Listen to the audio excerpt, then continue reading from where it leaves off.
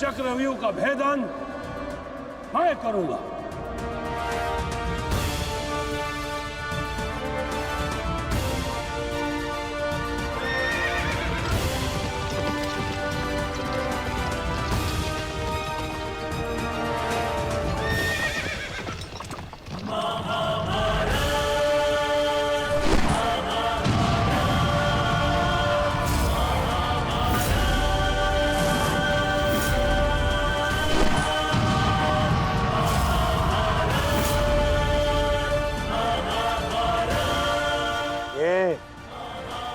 क्या है आचार्य? पांचाल नरेश द्रुपद तो इस व्यूह को तिनके की तरह तोड़ते हुए आगे बढ़ रहे हैं। भूल गया वीरराज कि मैंने और इसी द्रुपद ने मेरे पिताश्री के आश्रम में इस चक्रव्यूह का अभ्यास किया था। तो अपने मित्र को रोकने के लिए कोई अस्त्र, कोई शस्त्र है आपके पास? अब तो केवल एक ही अस्त्र है और एक ही शस्त्र दुर्योधन। जयद्रथ!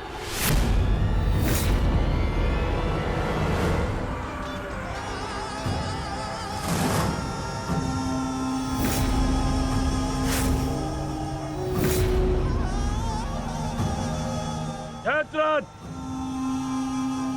कदाचित द्रौपदी के पतियों द्वारा किया गया अपमान भूल गए हो तुम, इसीलिए द्रौपदी के पिता के समक्ष उपस्थित हुए हो।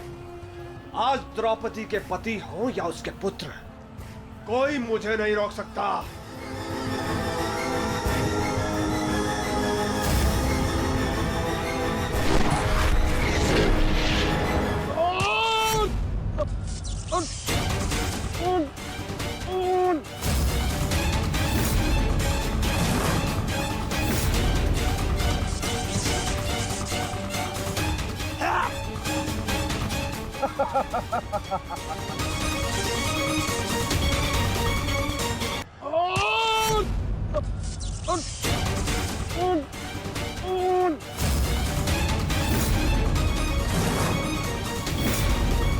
आगे बढ़ो पांडवों, अन्यथा अपनी सेना का विनाश देखो।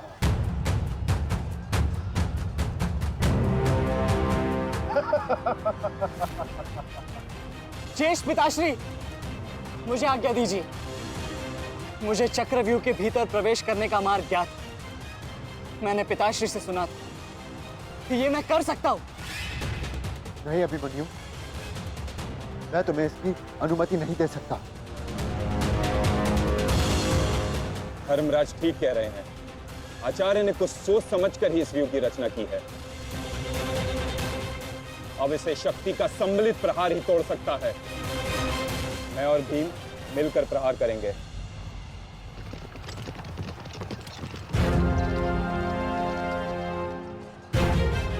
देखिए ने मामा श्री, धृष्टद्युम्न और भीम स्वयं आक्रमण कर रहे हैं।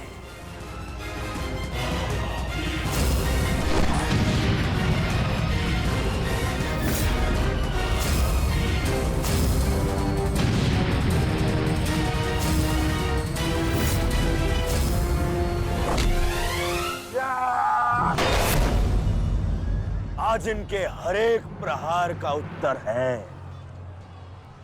जयद्रथ।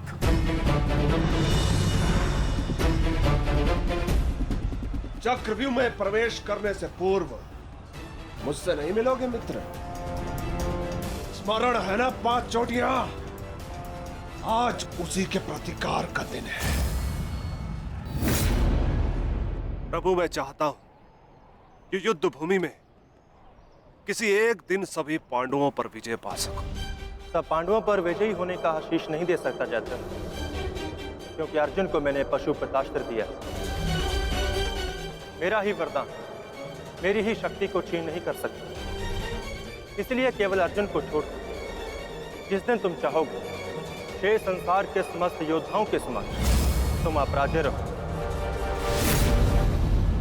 आगे बढ़ो भीम, आज मेरी गदा का स्वाद भी चख कर देखो।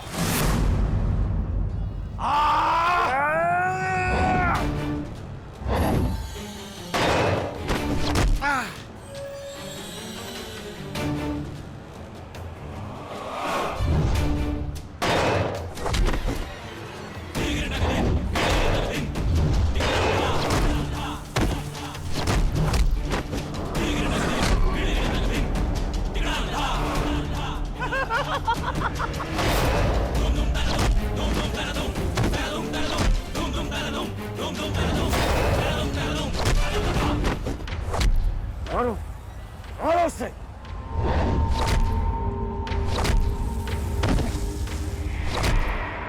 ताजश्री, आप ऐसा कैसे होने दे सकते हैं? ताजश्री भीम और मामा दृश्यद्युम्न में शक्ति है, परंतु चक्रव्यूह को शक्ति से नहीं, युक्ति से तोड़ा जा सकता है। मुझे आज्ञा दीजिए। नहीं पुत्र, भविष्य के लिए वर्तमान को दांव पर लगाया जा सकता है, परंतु वर्तमान के लिए भविष्य को खोया नहीं जा सकता।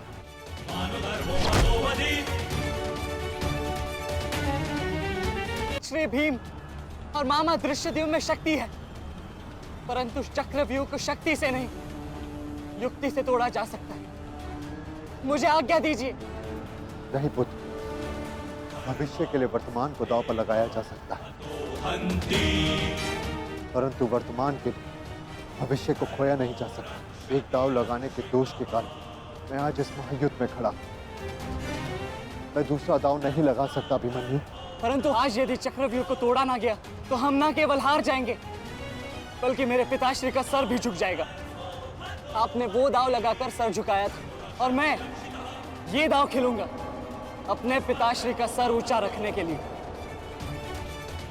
मैंने उन्हें वचन दिया था कि युद्ध भूमि में शत्रु को उनकी कमी अनुभव नहीं होगी, और मुझे शत्रुओं को वीर अर्जुन के रक्त का तेज दिखाना है। इसीलिए आज्ञा दीजिए ताजश्री, और फिर मैं अकेला कहा हूं। चक्रव्यूह में मेरे प्रवेश करते ही आप भी मेरे पीछे पीछे अंदर आ जाइए। मैं मार्ग बनाऊंगा और आप चक्रव्यूह को ध्वंस कीजिएगा। सोचिए मत, समय नहीं है ताजश्री। आशीर्वाद दीजिए।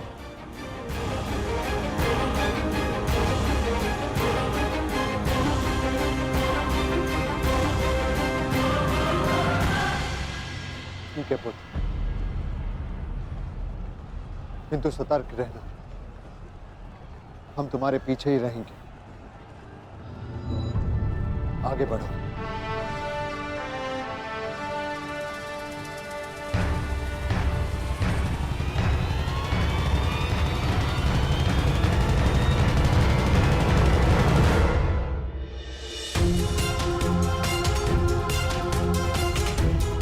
जाओ सर, जाकर सो जाओ, क्योंकि जीवन की हर रात्रि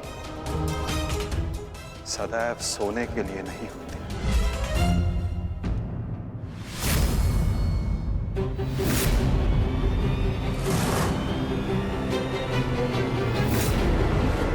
मेरी सुरक्षा के लिए माता यज्ञसेनी का आशीर्वाद है मेरे साथ, और जब तक ये मेरे साथ है मुझे कुछ नहीं हो सकता।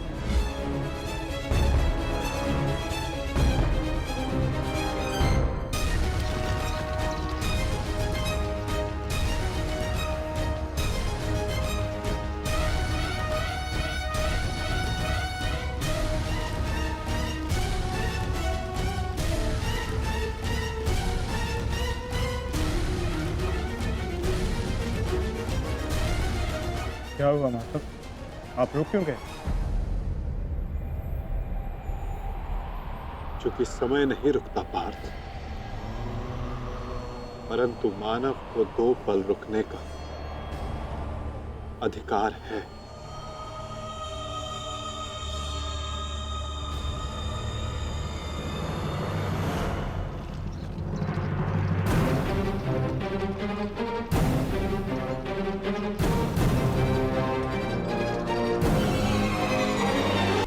आगे बढ़ो।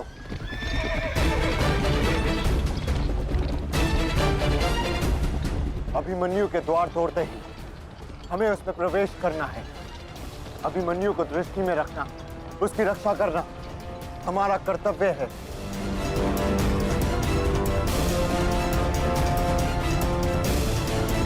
आ बालक, आ भारतीयों, ऐसी मृत्यु देने से कि इसकी चित्कार उन पांडवों के हृदय को चीर देगी। और स्मरण रहे, सरल मृत्यु नहीं देनी है इस अभिमन्यु को।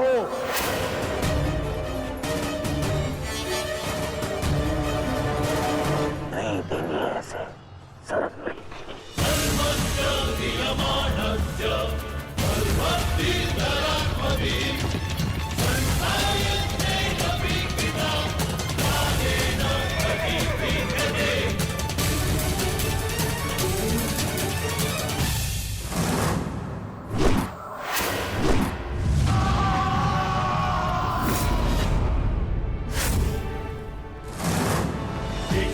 साक्षी, मुझे मार्ग मिल गया है।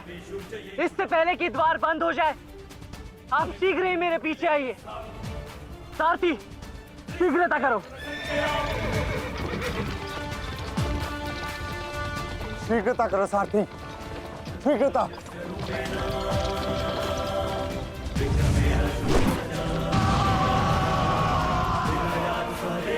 उत्तम अभिमन्यु, उत्तम।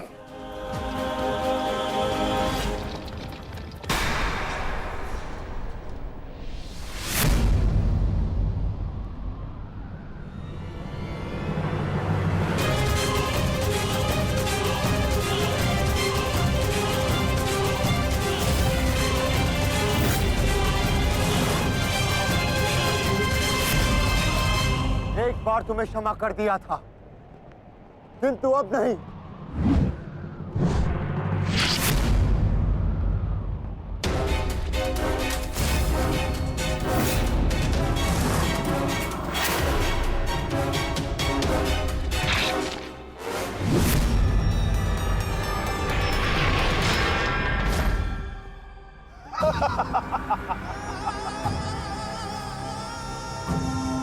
एक बार अपमानित हो चुका हूं, इस बार तुम्हारी बारी है पांडवों।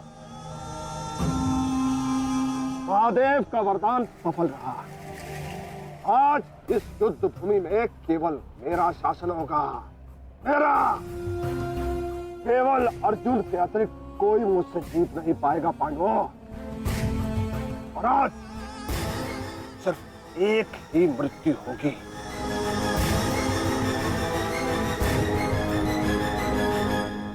अभिमन्यु की।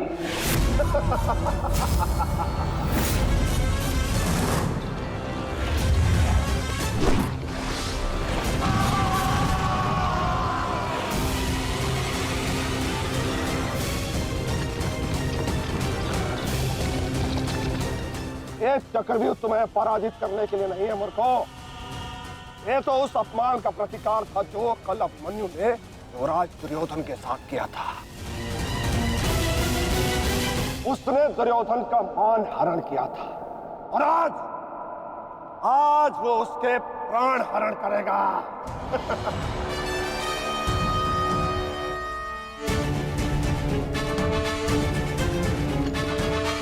अभिमन्यु, लौट आओ, ये षड्यंत्र है।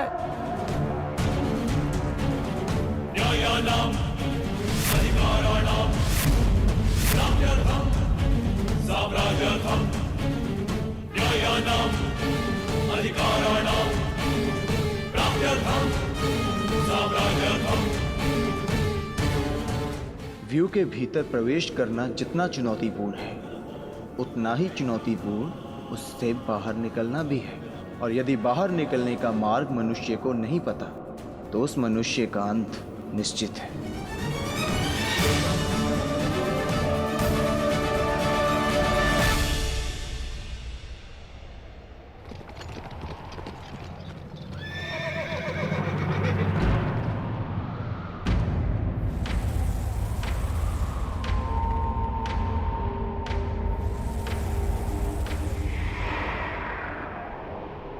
आगे बढ़िए माधव, शत्रु समक्ष है। हाँ पार्थ, ठीक कहा तुमने। एक योद्धा के लिए आगे बढ़ने के अतिरिक्त और कोई मार्ग नहीं।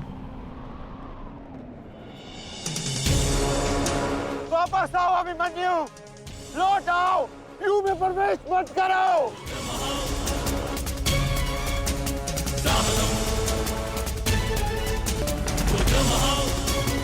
मेरे लिए अब लौटना संभव नहीं था श्री।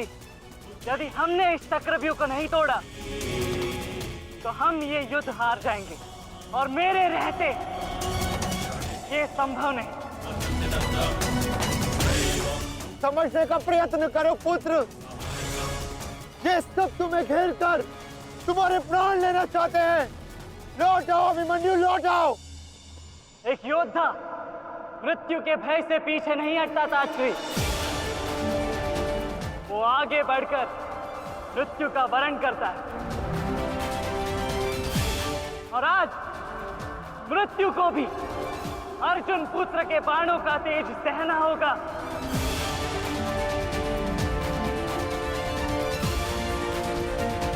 मैं इस चक्रव्यूह में आया हूं ताकि पांडवों का सर गर्व से उठा रहे।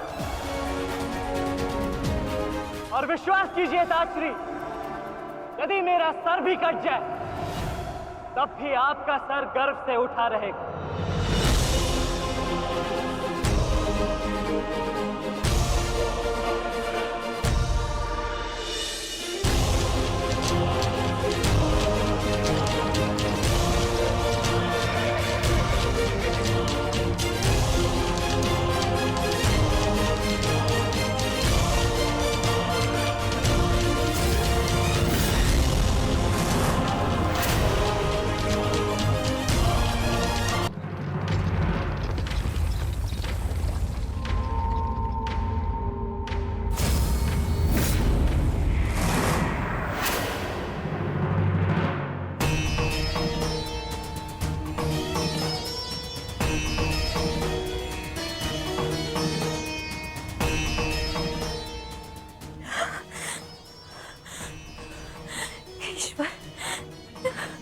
ईश्वर, मेरे पुत्र की रक्षा करना। आओ आओ अर्जुन पुत्र, आओ। तुम्हारा अपने इस मृत्यु व्यू में स्वागत है।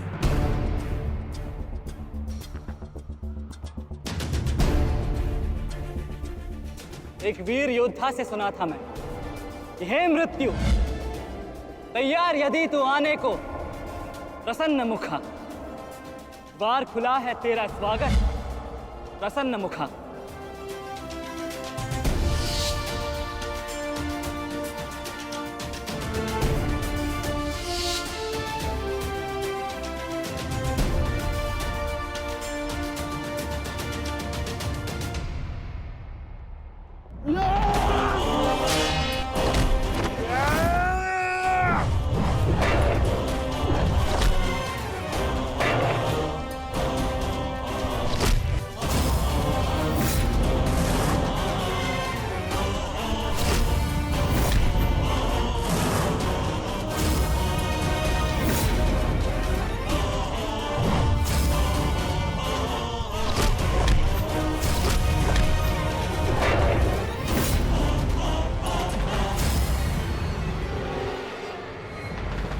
चाहूं तो तुम्हारा और बाकी तीनों पांडवों का इसी क्षण अंत कर सकता हूं मैं,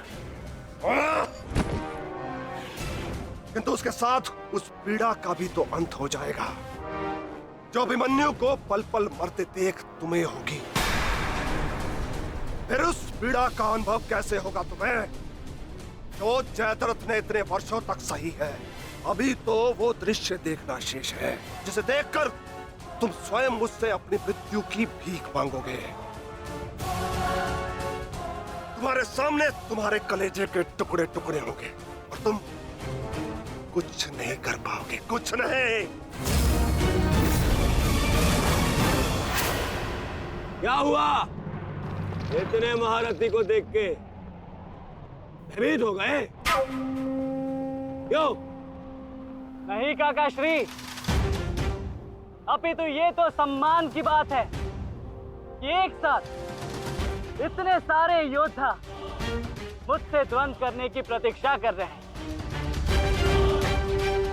अच्छा, सच में महान धनुर्धर अर्जुन के पुत्र और महानतम योद्धा वासुदेव कृष्ण के भांजे का स्वागत ऐसा ही होना चाहिए। प्रणाम स्वीकार करे आदरणीयों।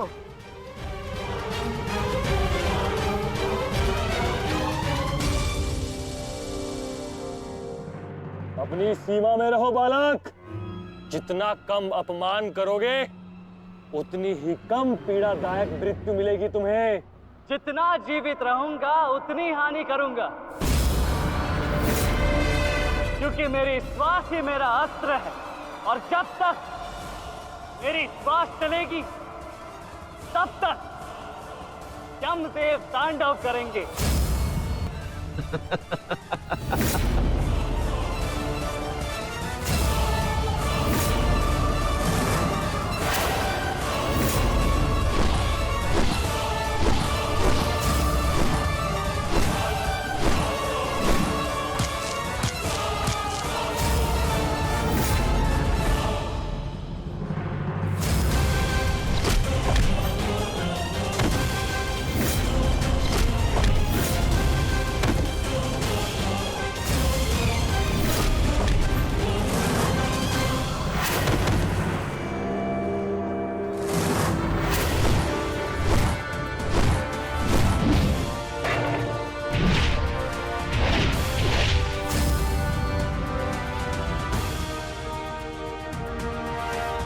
कुछ स्मरण हुआ काका श्री?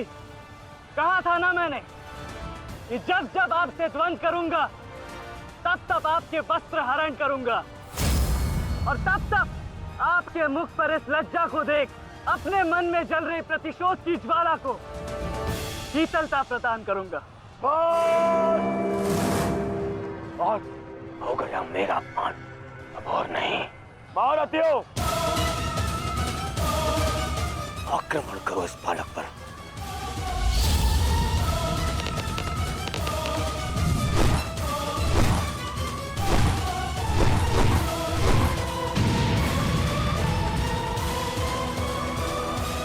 एक क्या रहे हैं? अपने धर्म का पालन कीजिए, मेरा प्रतिशोध लीजिए, आक्रमण कीजिए आचार्य।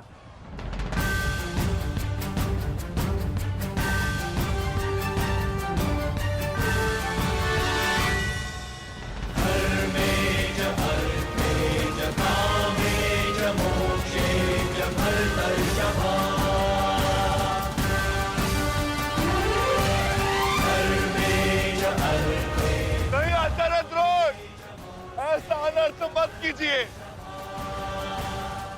ऐसे अधर्म में आप कैसे सम्मिलित हो सकते हो? आचार्य, वो बालक है। रुक जाइए आचार्य, रुक जाइए।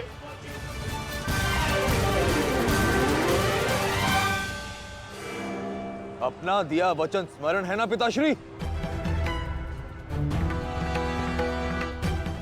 इस बालक की शक्ति इस रथ में है जो इसे सुरक्षित की हुई है। आचार्य, इस बालक को रथ विहीन कीजिए।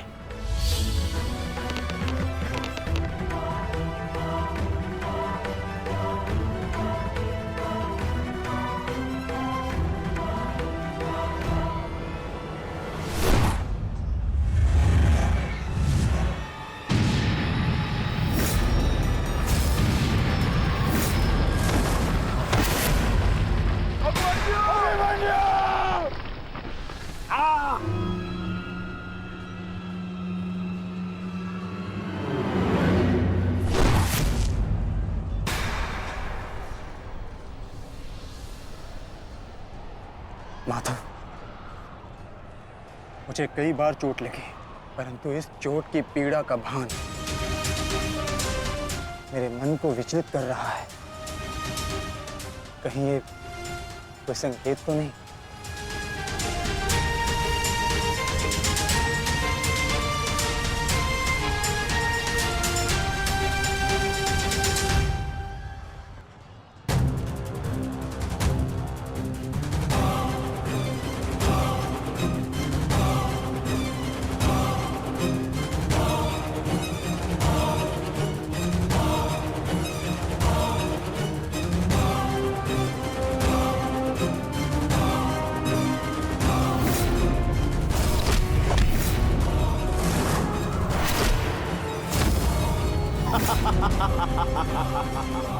दुर्योधन, केवल आचार्य द्रोण को अपना वचन ज्ञात कराने से क्या होगा? इतने अपमान के पश्चात भी अंगराज कर्ण तो जो के त्यों खड़े हैं। क्या इनका इस युद्ध के प्रति कोई कर्तव्य नहीं? मैं केवल नियम का पालन कर रहा हूं गांधार नरेश। नियम और नीति कहती है कि एक योद्धा के साथ केवल एक ही योद्धा युद्ध कर सकता है, और तुरंत के लिए अभिमन्यु युद्ध के लिए किसको चुनेगा वो उसका अधिकार है। मित्र, ये विकल्प लेने का समय नहीं है, अंत करो इसका। नहीं मित्र, हमें इस युद्ध जीतने के लिए अनीति का सहारा लेने की आवश्यकता नहीं है। नीति सिखाते सिखाते प्रपितामह शरशैया पर चले गए। यदि इन्हें नीति का ज्ञान होता तो आज ये युद्ध संभव ही ना होता। अभिमन्यु, तुम्हें विकल्प चुनना होगा।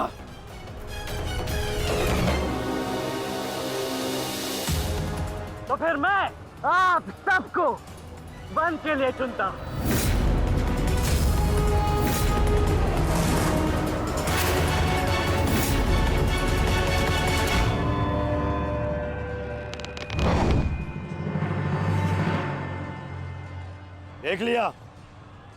देख लिया इसने अपना विकल्प चुन लिया। अब इस पर दया दिखाने की कोई आवश्यकता नहीं है। अब आक्रमण करने की आवश्यकता है। आक्रमण करो और अपना वचन स्मरण रखो कर्ण। देख रहे हो पांडवों, अभी तो ये रथ विहीन हुआ है, फिर निशस्त्र होगा और फिर प्राणहीन।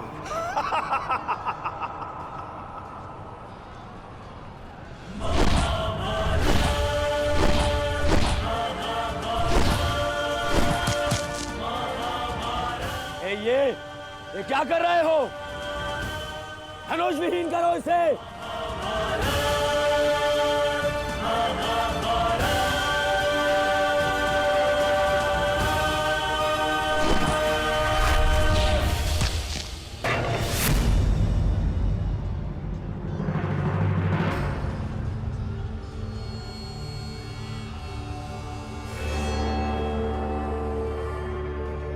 ठहरो मत,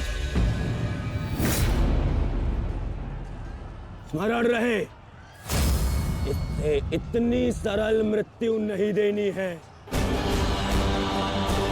सूर्यास्त होने तक इसकी श्वास इससे अलग नहीं होनी चाहिए। अबे इसे बहुत पीड़ा सहनी शेष है। मित्र, ये एक योद्धा है, इसे योद्धा की मृत्यु दो। अरे योद्धा नहीं है ये, उन भगोड़े पांडवों का मैला रक्त है। इसे बहना होगा।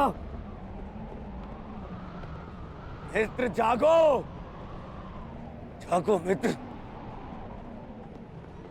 और प्रहार करो।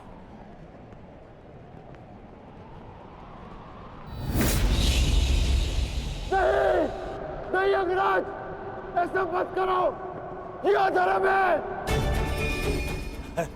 अधर्म? अंगराज!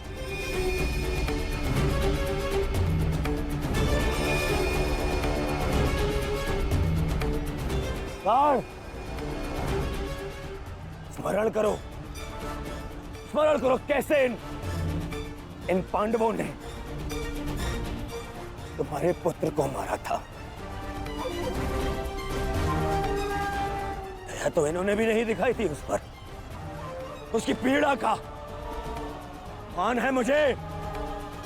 और प्रहार करो का, प्रहार करो उस पर।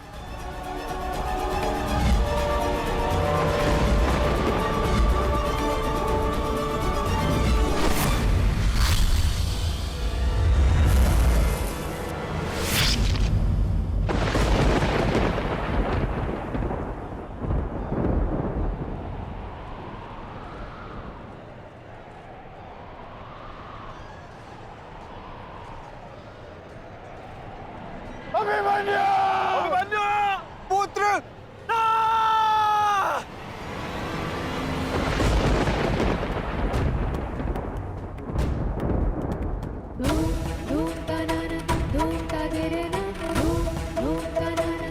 क्या हुआ माताश्री? उत्तरा बस ऐसे ही। एक बात कहूँ माताश्री, आज मन कुछ विचलित सा हो रहा है। आज से पहले ऐसा कभी नहीं हुआ। अरे तो रोज ही युद्ध पे जाते हैं, परंतु आज कुछ विचित्र सा अनुभव हो रहा है। चिंता करने की कोई आवश्यकता नहीं है उत्तरा। मेरा पुत्र महावीर है और फिर उसे सभी पांडव, पिताश्री, ज्येष्ठ, उनकी सुरक्षा भी तो प्राप्त है। मुझे पूर्ण विश्वास है अभिमन्यु विजयी होकर लौटेगा और तुम उसका तिलक करोगी। हे सूर्यदेव, आज तनिक शीघ्र अस्त हो जाओ। मेरा पुत्र बिना सुरक्षा कवच के युद्ध में गया है।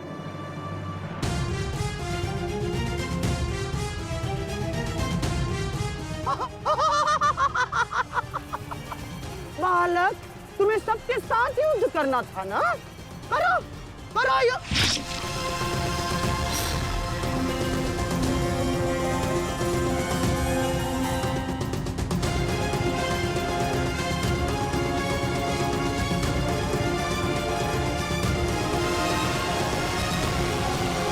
थक गए योद्धाओं? मेरी चुनौती अभी समाप्त नहीं हुई।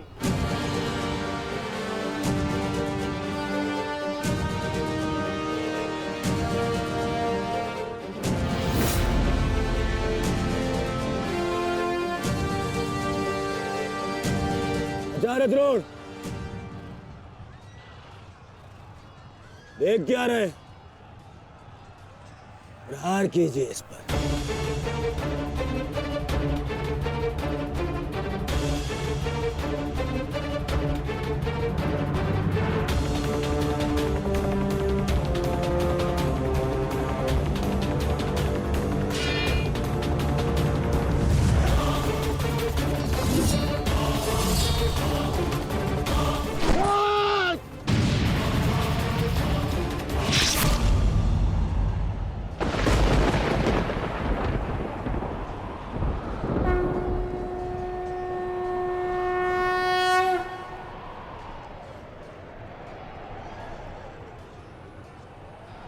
अब ठीक है ना माधव?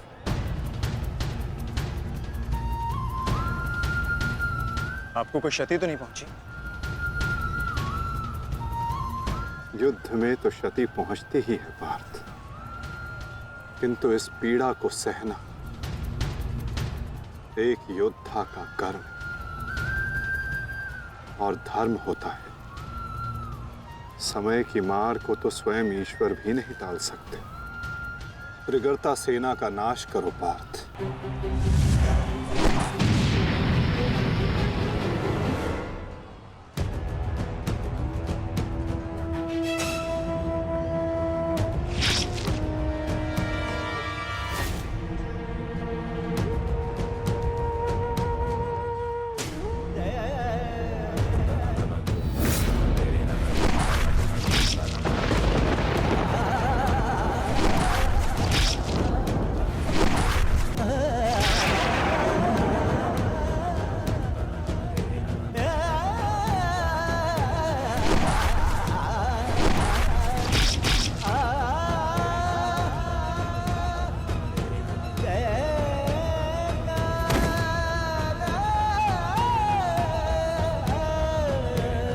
ये द्वंद्व अभी शेष है। मैं महारथी अर्जुन का पुत्र हूं, महारथी भीष्म का प्रपुत्र, वासुदेव कृष्ण का भांजा। इतनी सरलता से नहीं मरने वाला। अरे ये द्वंद्व अभी शेष है। अभिमन्यु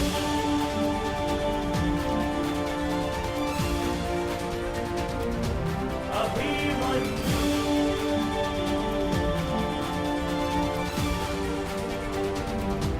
अभिमन्यु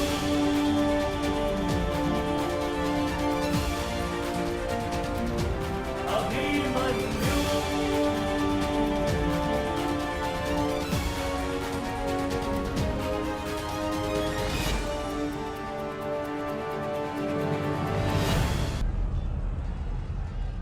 बस करो दुर्योधन, अभिमन्यु के लिए इतनी पीड़ा पर्याप्त है।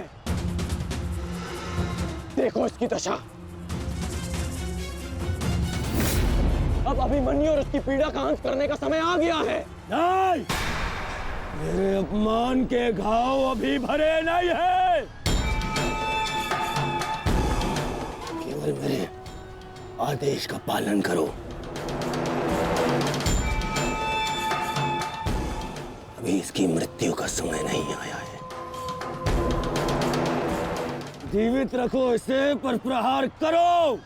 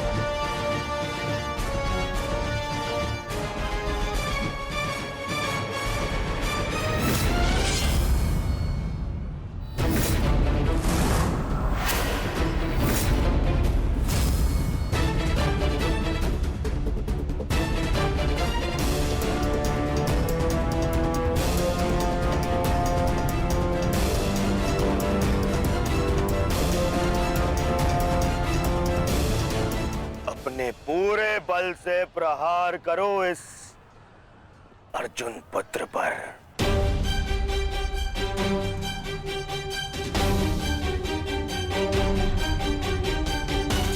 और स्मरण रहे,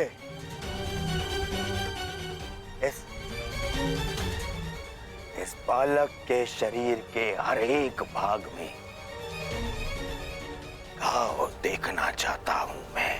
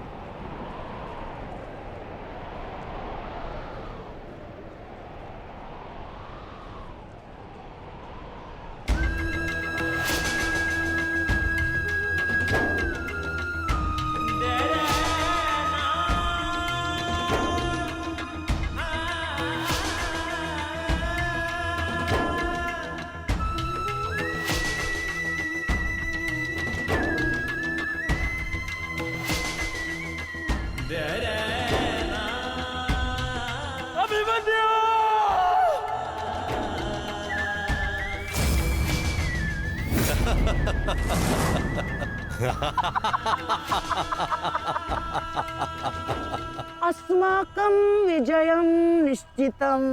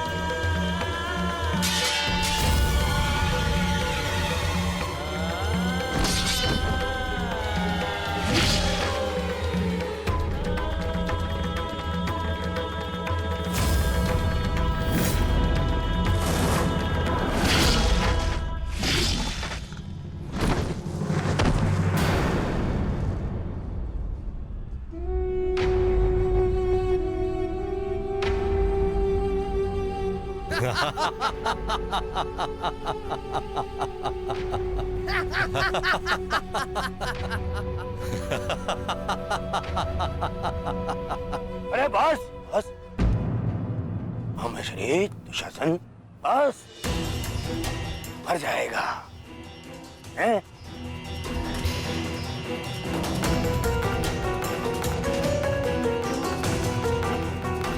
क्यों?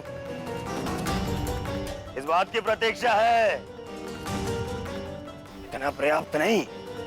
चल एक मांग मुझसे, मैं तुझे मृत्यु दूंगा भीख में। आजा, मांग भीख। बड़ों के समक्ष हाथ भीख के लिए नहीं, आशीर्वाद के लिए बढ़ाते हैं काका श्री।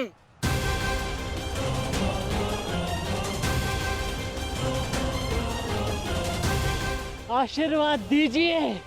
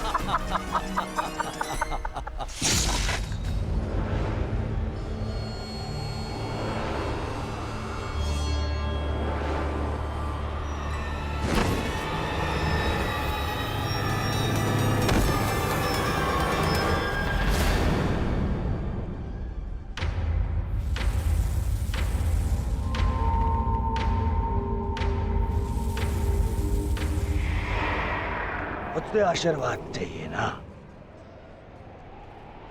तो ठीक है।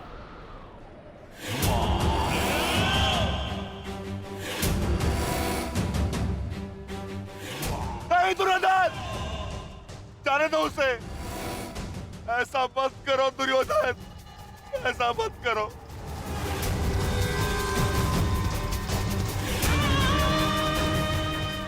चाहिए तो उसके स्थान पर इस निकोदर भीम के प्राण हर लो, पर मेरे पुत्र अभिमन्यु को जाने दो। क्यों? मेरी पीड़ा भूल गए?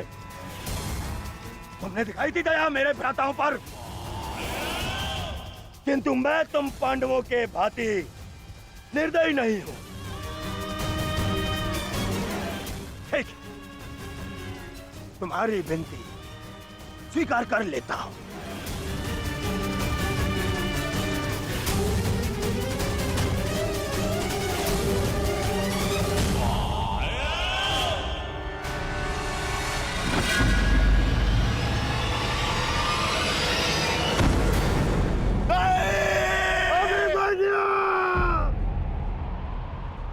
आओ, आओ मुझसे भीख मांगो।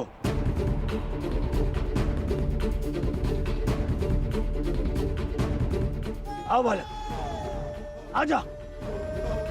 आ मैं तुझे मृत्यु भीख में देता हूं। आ भीख मांग, आजा। हाँ,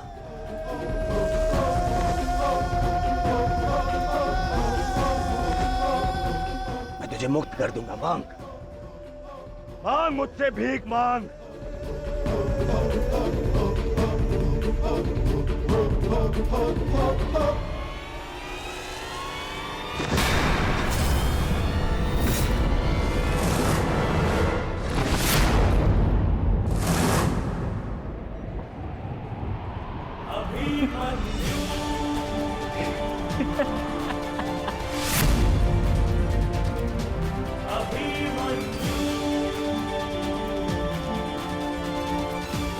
कहा था ना मैंने काकाश्री, जब जब मिलूंगा वस्त्रहरण करूंगा।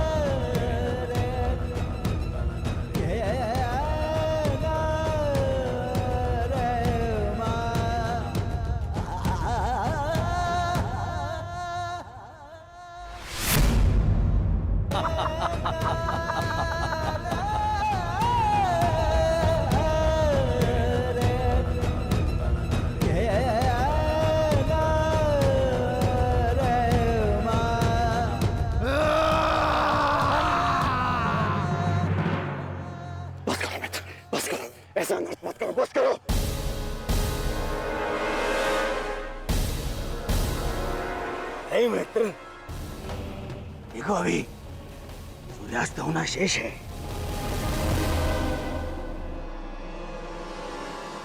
और अभी इसे और पीड़ा भी देना शेष है, अभी नहीं।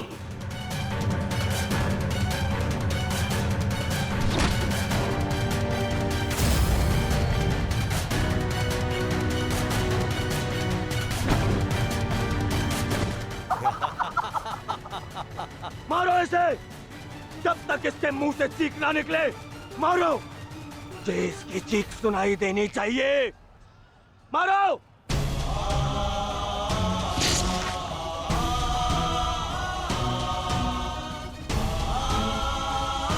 अभिमन्यु,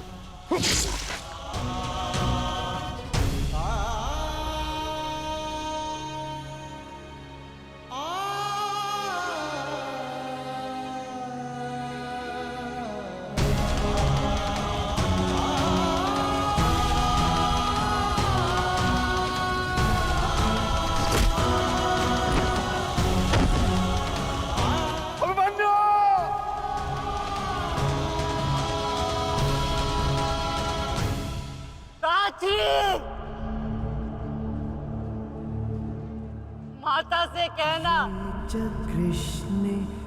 उनके अपमान का प्रतिकार अंत तक लिया उनके पुत्र ने।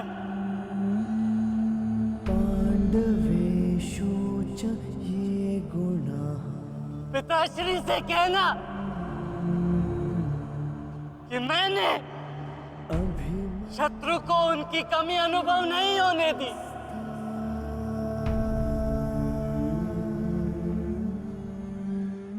उत्तरा से कहना कि उसके पास मेरी संतान को सुनाने के लिए एक महान कथा है।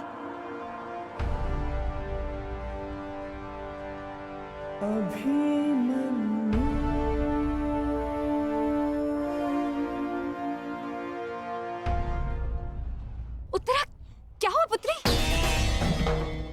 पता नहीं माता, मैंने आपको कहा था ना, आज सुबह से ही मन बहुत विचलित हो रहा है। मैं पुत्री, अरे कोई वैद्य को बुलाओ। आओ, ऐसा था।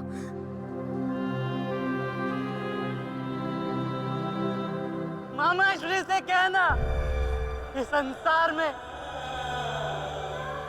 उनके चक्र का सामना कोई नहीं कर सकता।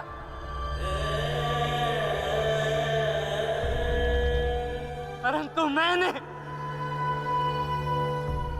उनके भांजे ने इस चक्रव्यूह को तोड़ा और महारथी के मान को तोड़ा।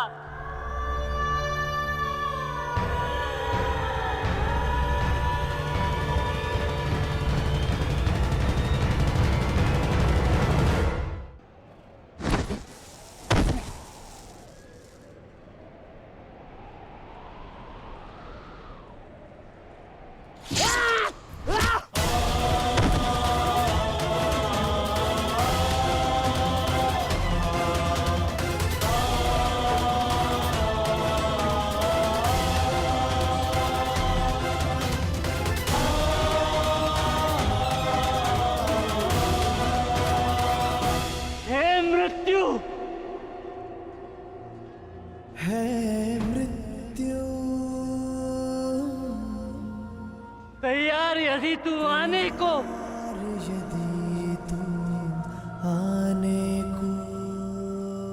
प्रसन्न मुखा, प्रसन्न मुख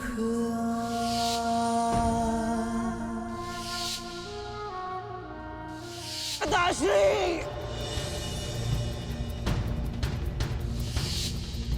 द्वार खुला है तेरा स्वागत, वीर खड़ा द्वारे अभयागत।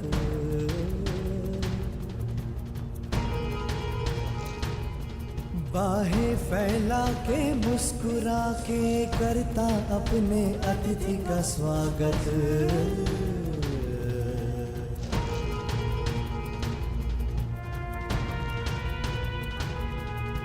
चिरनिद्रा का देके वर तू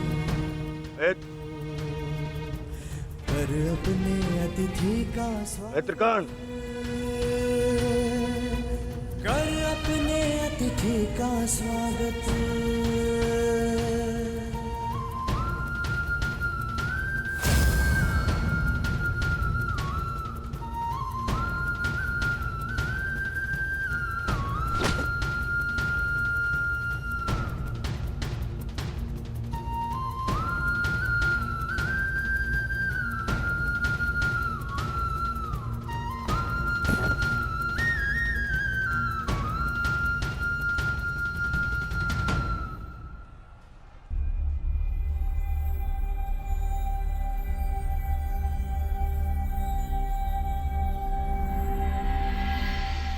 बस पुत्र,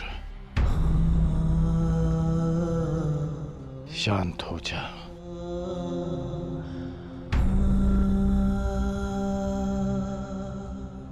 विश्व के सर्वश्रेष्ठ योद्धा की पदवी ना मुझे मिलेगी और ना ही अर्जुन को। वो सम्मान तुमने हमसे छीन लिया पुत्र। आज महाभारत हार गई, परंतु तुम जीत गए महावीर, तुम जीत गए।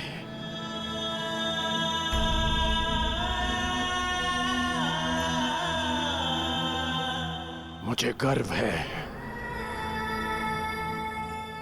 कि मुझे तुम जैसे शूरवीर योद्धा के साथ द्वंद्व करने का अवसर मिला। समय आ गया है, अब मुक्त हो जाओ पुत्र।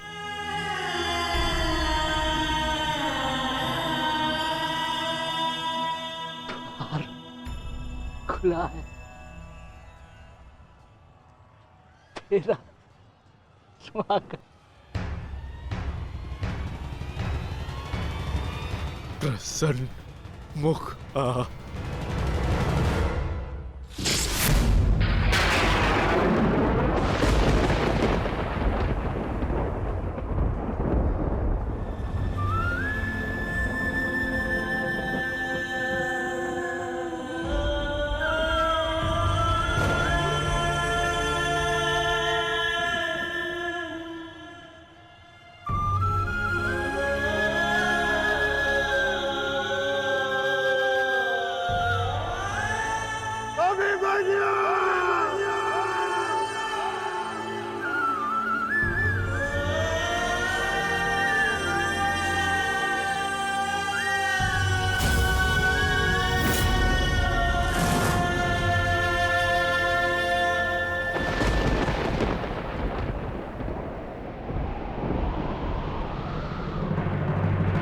हम सब अपना जीवन शांति से जीना चाहते हैं, अपना हर पल आनंद में भोगना चाहते हैं, परंतु ऐसा नहीं कर पाते।